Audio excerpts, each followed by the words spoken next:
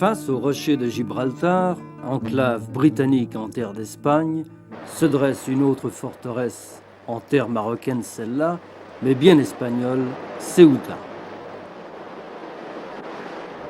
En dépit de la décolonisation du Maroc et de son indépendance obtenue en 1956, l'Espagne maintient ici des places fortes comme Ceuta, Melilla et les îles Tafari.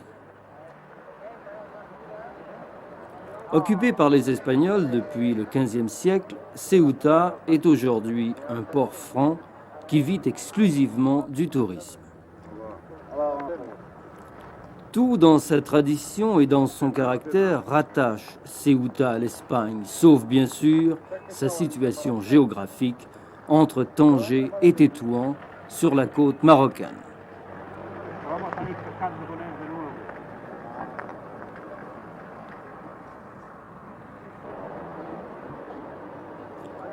L'Espagne maintient à Ceuta une garnison de 50 000 hommes, dont la Légion espagnole, la célèbre Bandera.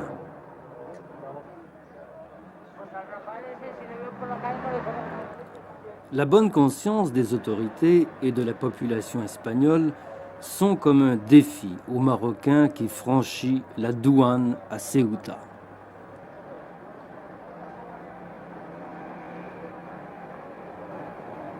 C'est une ville purement espagnole. Il n'y a pratiquement... C'est une ville purement espagnole, totalement espagnole. Il n'y a pas de Marocains qui vivent ici. Non. Ici, les Marocains qu'il y a à Ceuta sont seulement visitants.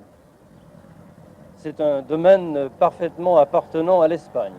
C'est une ville, c'est un territoire appartenant à l'Espagne totalement. Comme Melilla. Comme Melilla, oui. C'est égal, c'est le même régime politique. Il y a actuellement une querelle entre l'Espagne et le Maroc. Vous croyez que les Espagnols pourront rester ici? Je crois que si, de tout le monde, parce que Ceuta est espagnol toujours, je crois que si. Si les enclaves de Ceuta et de Melilla sont un affront pour les Marocains, le problème du Sahara occidental est encore plus épineux.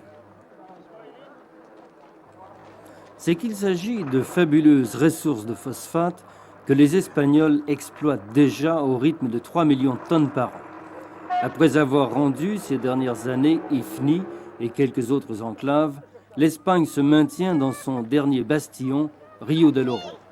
En dépit de la concentration militaire de part et d'autre, il semble que le Maroc et l'Espagne ne soient pas sur le point d'engager les hostilités. C'est la raison de la demande de jugement formulée par le Maroc auprès de la Cour internationale de justice de La Haye.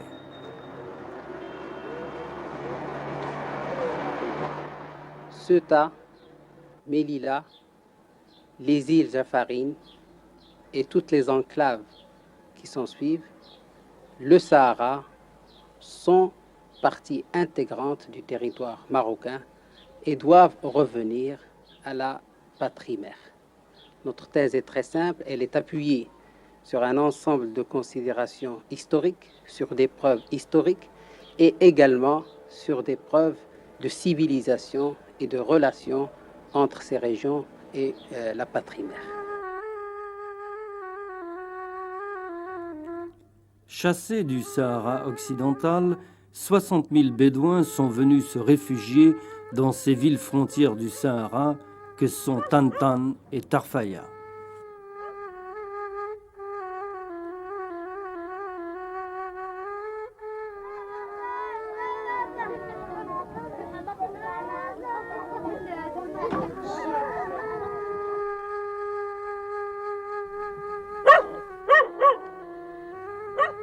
Tout un peuple en voie de clochardisation dans les bidonvilles du désert, un peuple de nomades qui se sédentarisent dans les remous politiques d'une époque à laquelle ils n'appartiennent pas.